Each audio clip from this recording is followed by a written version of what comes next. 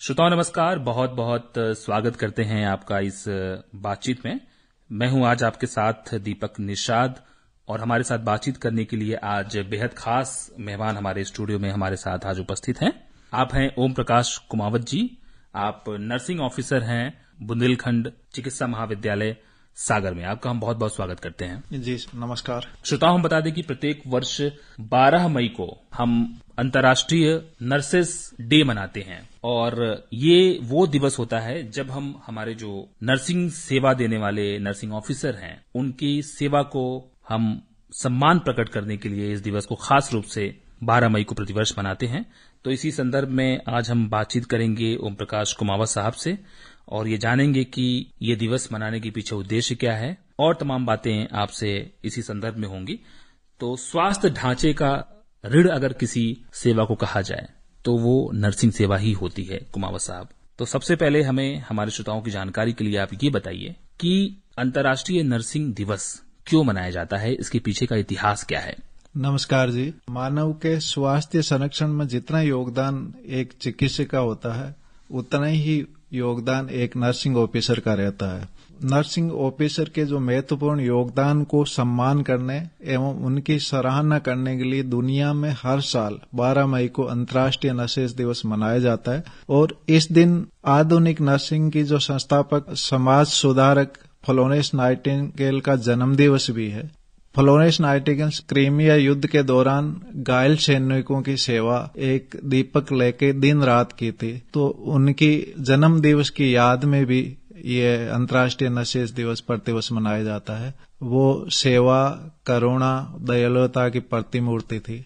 आपने बताया कि फ्लोरेंस नाइटिंगेल का जो जन्म दिवस है यानी जो जयंती होती है उस जयंती को 12 मई उस दिन को हम अंतर्राष्ट्रीय नर्सिंग दिवस के रूप में मनाते हैं जी। क्योंकि वो एक नर्स के रूप में पूरी मानवता की सेवा के लिए उन्हें याद किया जाता है। नर्सिंग प्रोफेशन की यदि हम बात करें जी तो नर्स जिसे पहले हम कहते थे अब इसे आमतौर पे एक नई टर्मिनोलॉजी से पुकारते हैं, उसे हम एक पद का नाम जो है अलग दे दिया गया है जिसे हम नर्सिंग ऑफिसर बोलते हैं। तो यदि हम जानना चाहें कि चिकित्सा सेवा में, चिकित्सा जगत में एक नर्सिंग ऑफिसर की क्या भूमिका होती है। चिकित्सा क्षेत्र में नर्सिंग ऑफिसर हर समस्या में जो उच्च गुणवत्ता उपचार होता है, महामारी जैसे महामारियों से लड़ने में नर्सिंग ऑफिसर की हमेशा आगे रहते हैं और आगे रहे हैं। जैसे अभी कुछ ही साल पहले कोविड-19 महामारी में एक महत्वपूर्ण योगदान समस्त नर्सिंग ऑफिसर का रहा है। पूरी दुनिया ने कोविड-19 जैसी महामारी में देखा कि नर्सिंग सेवाओं की क्या भूमिका थी, नर्सिंग ऑफिसर्स की क्या भूमिका थी। कुमावत साहब, चूंकि आप बुंदेलखंड चिकित्सा महाविद्यालय में भी हैं, तो हॉस्पिटल के अलावा, हॉस्पिटल के साथ साथ भी यदि हम जोड़ लें और एक महाविद्यालय में काम करते हुए नर्सिंग ऑफिसर की भूमिका के साथ साथ जिम्मेदारी की यदि हम बात करें तो वो कितनी महत्वपूर्ण होती है। एक नर्सिंग ऑफिसर की अस्पताल या चिकित्सा महाविद्यालय में बहुत बड़ी जिम्मेदारी रहती है, क्योंकि अस्पताल में जो कार्यरत नर्सिंग ऑफिसर रहते हैं वो चिकित्सकों के साथ रोगी तथा रोगी को परिवार या अन्य टीम के सदस्यों के साथ मिलकर कार्य करते हुए रोगी की देखभाल की एक योजना विकसित करते हैं। उनके जीवन की गुणवत्ता में सुधार के लिए बीमारी के इलाज पर ध्यान केंद्रित करते हैं और उनका जो मेडिकल रिकॉर्ड रहता है उनको मेंटेन करना, उनका डाइट प्लान करना और अन्य जो स्वास्थ्य फिजियोथेरेपी है उन टीम के साथ कोऑर्डिनेशन करना और जो स्वच्छता संबंधी टीम है उनके साथ कोऑर्डिनेशन करना और डॉक्टर्स का राउंड दिलवाना, डॉक्टर्स द्वारा लिखी गई जो दवाइयां रहती है, जो इंजेक्शन रहते हैं, उनको समय समय पर मरीजों को दी जाती है। ये सारी जिम्मेदारियां एक नर्सिंग ऑफिसर को रहती है अस्पताल या चिकित्सा महाविद्यालय या अन्य जहां भी पीएससी है, सीएससी है। जी, बहुत बड़ी जिम्मेदारी होती है एक नर्सिंग ऑफिसर की, आपने बताया, और बहुत बड़ा सेवा का कार्य होता है ये। और एक पेशेंट, एक मरीज और डॉक्टर के बीच में एक तरह से सेतु का काम भी करता है जी। और तमाम जो परिचर्या का कार्य होता है वो नर्सिंग ऑफिसर द्वारा ही संपन्न कराया जाता है। और अंतर्राष्ट्रीय नर्सिंग दिवस के ऊपर हमने आज नर्सिंग के ऊपर काफी बातचीत की जी। और अब हम इस बातचीत के अगले चरण में बढ़ेंगे। और चूंकि आप नर्सिंग डिपार्टमेंट में, आप ऑप्थेल्मोलॉजी डिपार्टमेंट से हैं, ये भी नर्सिंग प्रोफेशन में एक बड़ा अहम हिस्सा रखता है जी। तो अब हम अपनी चर्चा को थोड़ा सा मोड़ेंगे जी। और आई ड्रॉप या आंखों से संबंधित जो तमाम नर्सिंग रिलेटेड प्रॉब्लम होते हैं जी। उसे कैसे एक आम मरीज, एक आम आदमी उससे डील कर सकता है, जी। उसके बारे में बातचीत करेंगे। जी। तो सबसे पहले हम जानना चाहेंगे कुमावत साहब कि कोई मरीज जिसे आई ड्रॉप डालना है, किस तरीके से, सही तरीका क्या हो उसका आई ड्रॉप डालने का? देखिए, चिकित्सा महाविद्यालय में नेत्र रोग विभाग में आंखों से संबंधित रोग से संबंधित कई प्रकार के पेशेंट आते हैं जिनका ओपीडी में ट्रीटमेंट डॉक्टर्स द्वारा किया जाता है। और कुछ पेशेंट, कुछ बीमारी रहती है जो वार्ड में भर्ती भी रह के और वो अपना ट्रीटमेंट लेते हैं। तो पेशेंट के मन में सवाल रहता है कि डॉक्टर साहब ने द्वारा 1 ड्रॉप लिखी है, 2 ड्रॉप लिखी है या ऑइंटमेंट लिखा है, तो मुझे पहले कौन सी ड्रॉप डालना है या बाद में कौन सी ड्रॉप डालना है, ऑइंटमेंट कब डालना है या 1 ड्रॉप की कितनी बूंद डालूं। तो ये उनके अंदर एक सवाल रहता है। तो एक नर्सिंग ऑफिसर की डॉक्टर के साथ साथ एक जिम्मेदारी रहती है कि मरीज को सही से आई ड्रॉप डालने का तरीका समझाना चाहिए ताकि वो किसी भी बीमारी का इलाज घर पे आई ड्रॉप डाल के ठीक कर सकता है या फिर वार्ड में जो भर्ती मरीज रहते हैं उनके पेशेंट को, उनके साथ में जो रिश्तेदार है उनको अच्छे तरह समझाया जाता है कि इस प्रकार से आई ड्रॉप डालना है। तो इसके बारे में हम चर्चा करते हैं। जी बिल्कुल। देखिए, आई ड्रॉप का उपयोग सही ढंग से होना चाहिए जिससे मैक्सिमम इफेक्ट तथा मिनिमम वेस्टेज हो। साथ ही आई ड्रॉप का जो एब्जॉर्ब है, अवशोषण है, वो पूरी आंख में अच्छी तरह से होना चाहिए ताकि जो भी बीमारी है उसे जल्दी से छुटकारा पा सके। अब आई ड्रॉप डालने के, इस्तेमाल करने के कुछ इम्पोर्टेंट बातें रहती, उस पर हमें ध्यान रखना चाहिए कि पहले अपने हाथों को अच्छी तरह से साफ रखना चाहिए। दूसरी, आई ड्रॉप के ऊपर एक्सपायरी डेट पढ़ना चाहिए। तीसरी बात, आई ड्रॉप को ओलपिन या अन्य वस्तु से नहीं खोलना चाहिए। आई ड्रॉप को हमेशा आई ड्रॉप के ढक्कन में जो नुकीला उभार रहता है उसे आई ड्रॉप की नोजल की टिप को खोलना चाहिए।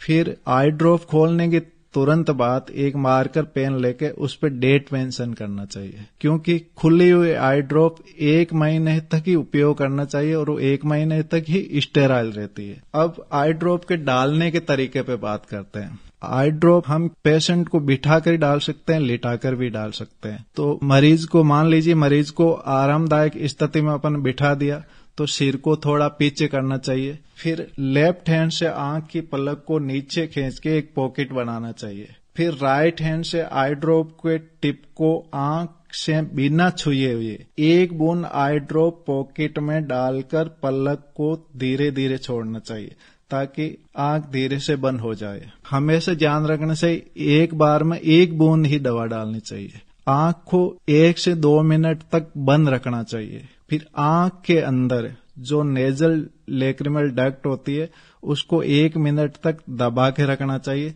ताकि दवा नाक के छिद्र से होकर गले में नहीं जाए और अच्छी तरह से आंख में ही एब्जॉर्ब हो। ये अपने को ध्यान रखना चाहिए। और पलक जो रहती है आंख की उसको बार बार नहीं झपकाना चाहिए क्योंकि बार बार झपकाएं तो जो लेक्रिमल डक्ट है वो एक्टिव हो जाएगी, उससे आंसू बढ़ेंगे और आंख के अंदर दवा की बह के बाहर आ जाएगी तो उसका असर नहीं होगा। फिर आंख का जो गोलक है उसको इधर उधर नहीं घुमाना चाहिए। अब सवाल आता है कि आई ड्रॉप 1 से अधिक हो, साथ में ऑइंटमेंट हो जी, तो ये मरीज के मन में आता है कि हम कौन सी दवा पहले डालूं, कौन सी बाद में डालूं या ऑइंटमेंट कब डालूं।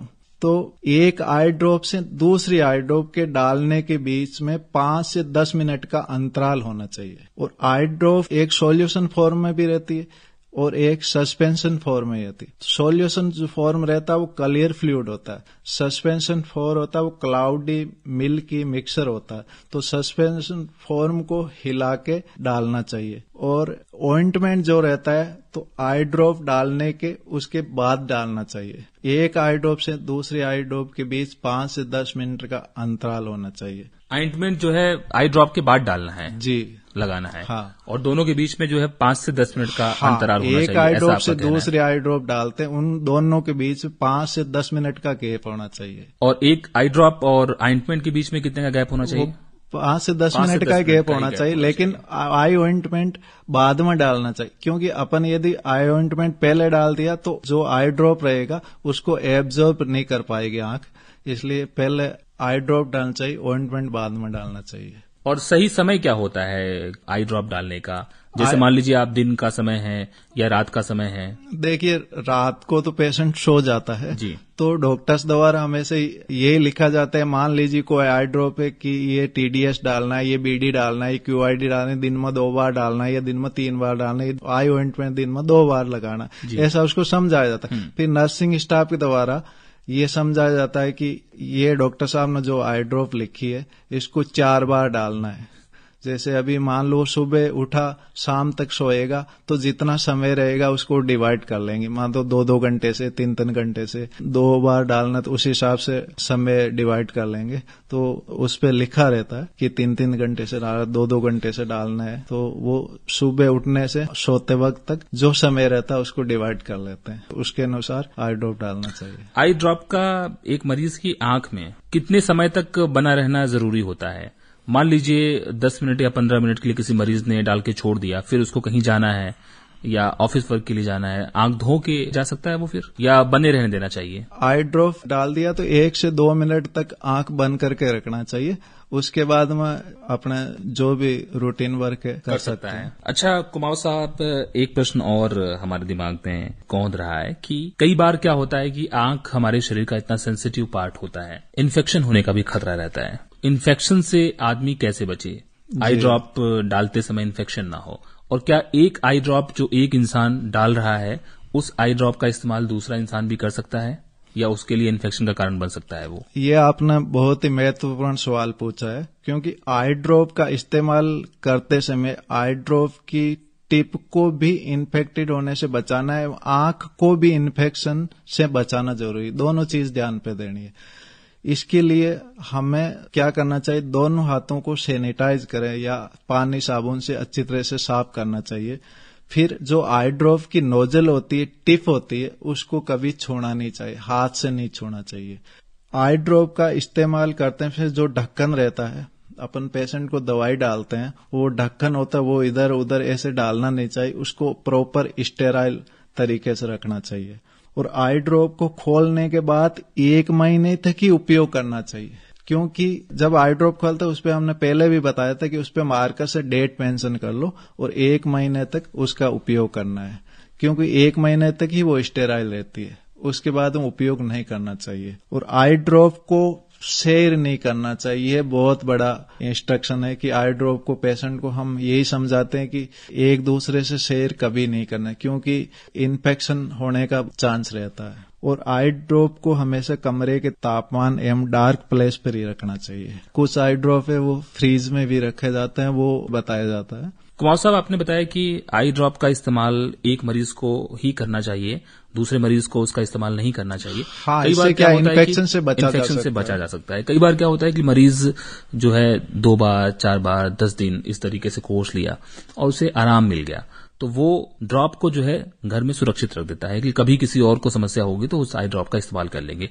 और आपने बताया कि जिस दिन आपने आई ड्रॉप ओपन किया यानी उसे खोला इस्तेमाल के लिए, उसके बाद 1 महीने तक वो स्टेराइल रहता है, यानी उसका इस्तेमाल आप बिना संक्रमण के कर सकते हैं। लेकिन जो मरीज होता है, मरीज रैपर जो होता है उसके हिसाब से जाता है कि एक्सपायरी डेट ये दिया गया है, यानी कि ये 2 साल तक 2.5 साल तक चल सकता है। नहीं, वो जो पैकिंग डेट रहती है उसकी एक्सपायरी रहती है, लेकिन आई ड्रॉप खुलने के बाद 1 महीने तक ही स्टेराइल रहेगी, तो उसमें अपने को समझना। इसलिए जब भी आई ड्रॉप अपन खोलेंगे मार्कर पेन से उस पर डेट मेंशन कर लो और 1 महीने तक ही उसको उपयोग करना चाहिए, तब तक ही वो स्टेराइल रहती है। इस बात पे विशेष ध्यान देना। ये बहुत महत्वपूर्ण बात आपने बताई और बहुत लोगों को शायद ये बात पता ना हो, क्योंकि पैकिंग जब तक रहती है तब तक उसका एक्सपायरी डेट वो सील्ड पैकिंग एक्सपायरी डेट रहती है, सील्ड पैकिंग का एक्सपायरी डेट दिया रहता है। लेकिन जैसे ही आप आई ड्रॉप को खोलते हैं तो खोलने के 1 महीने बाद तक वो संक्रमण रहित रह सकता है, उसके बाद उसका इस्तेमाल नहीं किया जाना चाहिए, ऐसी आपकी सलाह है जी। कुमाऊं साहब, एक चीज और जानना चाहेंगे कि आई ड्रॉप का इस्तेमाल करते समय कई बार मरीज को 1 बूंद डालने के बाद ही रिएक्शन का एहसास होता है, उसको लगता है कि कुछ चिड़चिड़ापन सा हो रहा है या खुजली सी हो रही है, किसी भी तरह का रिएक्शन हो रहा है, उस समय क्या किया जाना चाहिए रिएक्शन से बचने के लिए? देखिए, जब डॉक्टर के पास मरीज दिखाने के लिए आता है तो उस टाइम डॉक्टर द्वारा भी समझाया जाता है, अस्पताल में संबंधित नर्सिंग ऑफिसर द्वारा भी मरीज को समझाया जाता है कि आई ड्रॉप डालेंगे तो थोड़ा जलन, थोड़ा चुभन, थोड़ा दर्द ये संभव है, ये आम बात है। लेकिन 10-15 मिनट तक या उससे ज्यादा तेज जलन हो, तेज दर्द हो, तेज चुभन हो या सूजन आ जाती, लाल हो जाती है और लगता है कि धुंधला दिखाई दे रहा, तो फिर हम वापस डॉक्टर को तुरंत बताना चाहिए। और भर्ती मरीज जो वार्ड में रहता है, ऐसी रिएक्शन का चांस रहता है तो उसमें जो नर्सिंग स्टाफ द्वारा उस पर ऑब्जर्व करके फिर वो डॉक्टर्स को तुरंत इन्फॉर्म कर देना चाहिए। ये हमारी एक जिम्मेदारी बनती है जी, क्योंकि रिएक्शन के चांस हो सकता है किसी किसी को, लेकिन थोड़ा जलन, थोड़ा चुभन, थोड़ा दर्द आम है। थोड़ा सा रिएक्शन होना आपने बताया कि ये आम बात है, लेकिन आपने जो लक्षण बताया कि यदि वो ज्यादा समय तक रहता है तो फिर आपको उसे गंभीरता से लेने की आवश्यकता है और अपने नर्सिंग स्टाफ को और डॉक्टर को बताने की जरूरत है। उनकी सलाह के आधार पर आपको आगे बढ़ना चाहिए। जी कुमावत साहब, तमाम उन मरीजों से आपका वास्ता होता है जो आंखों की समस्याओं को लेकर के आते हैं, तो एक नर्सिंग ऑफिसर के रूप में आप उनकी सेवा करते हैं, उनकी देखभाल करते हैं, उन्हें तमाम सलाह देते हैं और डॉक्टर के साथ उनका सहयोग करते हैं उन्हें सही होने में। जी, तो चलते चलते आप क्या सलाह देना चाहेंगे किसी भी मरीज को जो आंखों की समस्या से पीड़ित है, आई ड्रॉप का या आई ऑइंटमेंट, मरहम इत्यादि का इस्तेमाल करता है? तो देखिए, नर्सिंग ऑफिसर की एक आई ड्रॉप डालने के तरीके और इन्फेक्शन से बचने के साथ साथ में और कुछ महत्वपूर्ण सुझाव है कि डॉक्टर द्वारा लिखी गई आई ड्रॉप को सही समय पर डालना चाहिए। मान लो 4 बार दिन में लिखा तो 4 बार टाइम पे डालना चाहिए, एक शेड्यूल होना चाहिए और हमेशा एक आई ड्रॉप से 1 बूंद दवा ही डालना चाहिए, क्योंकि जो आंख की कैपेसिटी है वो 1 बूंद से भी कम एब्जॉर्ब करने की क्षमता होती है। यदि अपन 1 बूंद से ज्यादा डालेंगे तो आंख से गिरकर बाहर आ जाएगी और उसका वेस्टेज भी होगा और उसका असर भी कम होगा। तो मैक्सिमम इफेक्ट मिनिमम वेस्टेज पे उसको हम सलाह देते हैं। दूसरी बात, संभव हो तो सेल पे डिपेंड यानी स्वयं द्वारा आंखों में आई ड्रॉप डालना चाहिए, क्योंकि स्वयं आई ड्रॉप डालेंगे तो एक शेड्यूल बना रहेगा कि ये आई ड्रॉप दिन में 4 बार डालना है। तो उस टाइम उनके रिलेटिव रिश्तेदार घर में कोई उपलब्ध नहीं है तो वो यदि खुद डालने में सक्षम नहीं है तो उसका शेड्यूल गड़बड़ा जाएगा और वो समय पर दवाई नहीं डाल पाएगा। कोशिश करना चाहिए कि खुद ही दवाई डालनी चाहिए ताकि एक शेड्यूल बना रहे। जी, कुमावत साहब, आपने बहुत महत्वपूर्ण बात आंखों की देखभाल से संबंधित, आई ड्रॉप के इस्तेमाल से संबंधित हमारे श्रोताओं को बताई और जिन बातों को हम पुनः याद कर सकते हैं, रिकैप कर सकते हैं उनमें कि 1 महीने का जो समय अंतराल है वो आपको ध्यान देना है कि किसी भी पैकिंग को यदि आपने खोल लिया है तो आप उससे मार्कर से लिख दीजिए डेट, और उस डेट से 1 महीने तक ही उसकी इफिकेसी बरकरार रहेगी, वो स्टेराइल रहेगा। पहली बात। दूसरी चीज की 2 आई ड्रॉप अगर आप यूज कर रहे हैं, इस्तेमाल कर रहे हैं, तो उनके बीच का जो अंतराल होना चाहिए, समय अंतराल होना चाहिए, वो 5 से 10 मिनट का कम से कम होना चाहिए। तीसरी चीज आपने बताई कि आपको 1 बूंद से ज्यादा अपने आंख में, जो पॉकेट आप बनाते हैं आंख में, आपको 1 बूंद से ज्यादा नहीं डालना है और ये आपका जो सिद्धांत है मैक्सिमम इफेक्ट और मिनिमम वेस्टेज, ये उसके लिए भी कारगर है। क्योंकि कुछ आई ड्रॉप्स होते हैं बहुत महंगे होते हैं, तो वेस्टेज होगा तो फिर ये पेशेंट आर्थिक रूप से पेशेंट के लिए भारी पड़ेगा। बहुत अच्छी सलाह है और ये जो तमाम बातें हैं निश्चित रूप से हमारे श्रोता इसे नोट कर लिए होंगे और इससे जरूर लाभान्वित होंगे और दूसरों को भी इसे साझा करेंगे। बहुत शुक्रिया अदा करना चाहते हैं ओम प्रकाश कुमावत साहब कि आपने अंतर्राष्ट्रीय नर्सेज दिवस के ऊपर 12 मई, जो एक बहुत महत्वपूर्ण दिन है और फ्लोरेंस नाइटिंगेल की जयंती के ऊपर हम इसे मनाते हैं, और तमाम जो नर्सेज न सिर्फ भारत में हैं बल्कि अंतर्राष्ट्रीय स्तर पे पूरी दुनिया भर में जो नर्सेज हैं उनकी सेवा को हम आज याद करते हैं और उनके प्रति सम्मान प्रकट करते हैं। और चूंकि आप नर्सिंग डिपार्टमेंट में, आप ऑप्थेल्मोलॉजी डिपार्टमेंट से हैं, तो हमने आंख से जुड़ी हुई जो तमाम परिचर्या और देखभाल की बातें हो सकती है उसके ऊपर भी हमने बहुत विस्तार से बातचीत की। बहुत बहुत शुक्रिया अदा करना चाहते हैं ओम प्रकाश कुमावत साहब, nursing officer, Bundelkhand medical college Sagar से हमारे बीच आए। बहुत बहुत शुक्रिया आपका। जी नमस्कार। समस्त नर्सिंग ऑफिसर एवं आप सभी को अंतर्राष्ट्रीय नर्सेज डे की हार्दिक शुभकामनाएं। और आज अंतर्राष्ट्रीय नर्सेज डे इसलिए कुछ पंक्तियां मैं समस्त नर्सिंग ऑफिसर के प्रति जी जरूर बोल रहा हूं। जिसकी सेवा समर्पण पर नतमस्तक संसार है, हरदम उनकी कोशिश मरीज की जान बचाना है, कर्तव्य परायणता ही उनके जीवन का लक्ष्य है, हर रोगी की निरोगता ही बस उनका उद्देश्य है। Happy international nurses day. बहुत बहुत शुभकामनाएं आपको भी और बहुत बहुत शुक्रिया, आभार आपका हमसे जुड़ने के लिए। जी धन्यवाद आपको भी।